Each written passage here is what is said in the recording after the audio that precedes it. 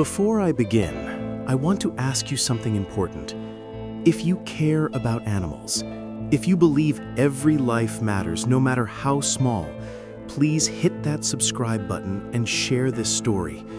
By doing so, you'll help spread awareness and give a voice to those who can't speak for themselves.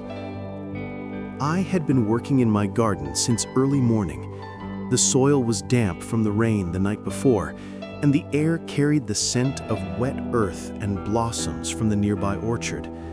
It was just another ordinary day in my quiet village until I heard it. At first, it was nothing more than the faintest sound, a fragile whimper carried on the wind.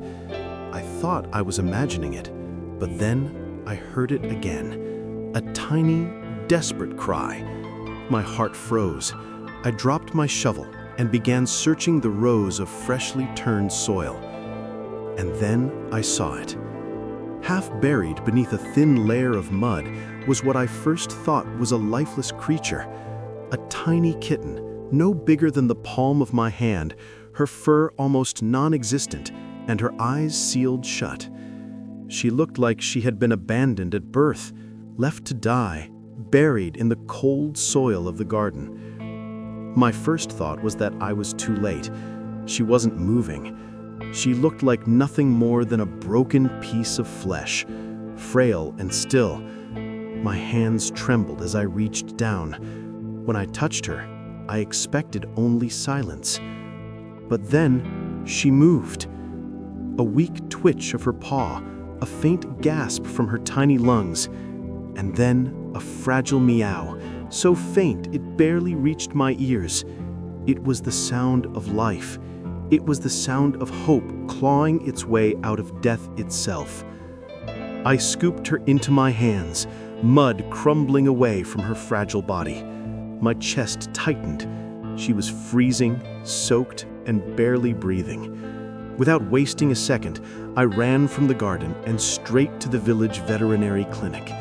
Every step I took felt like I was carrying the weight of the world. The vet looked at her and shook his head. "She's too weak," he said softly. "Her chances are almost none." But I couldn't accept that. I refused to let this little soul slip away. I begged, "Do whatever you can. She deserves a chance." For hours they worked on her, warming her body, cleaning the mud from her mouth and nose, trying to stabilize her fragile lungs. I sat there the entire time, praying, whispering to her, telling her not to give up. And slowly, impossibly, she began to fight back. Her tiny chest rose and fell with more strength. Her cries became louder. Against all odds, she clung to life.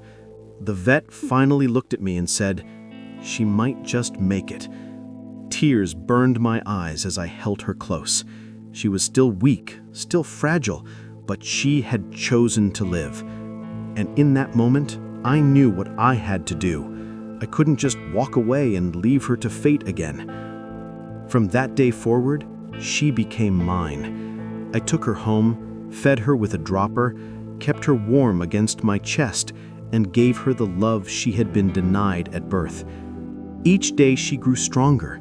Each day her tiny body filled out, her fur thickened, her cries grew louder. Now when I look at her running through my orchard, chasing butterflies, I see not just a cat, I see a miracle. I see life pulled out of the soil of death. If you've made it this far, remember this. Every life is worth saving, no matter how small, no matter how hopeless it may seem. That day, in the mud of my garden, I learned that hope can be buried, but it can never be silenced. Please share this story so more people will understand the importance of compassion. Together, we can make sure no voice, no cry goes unheard.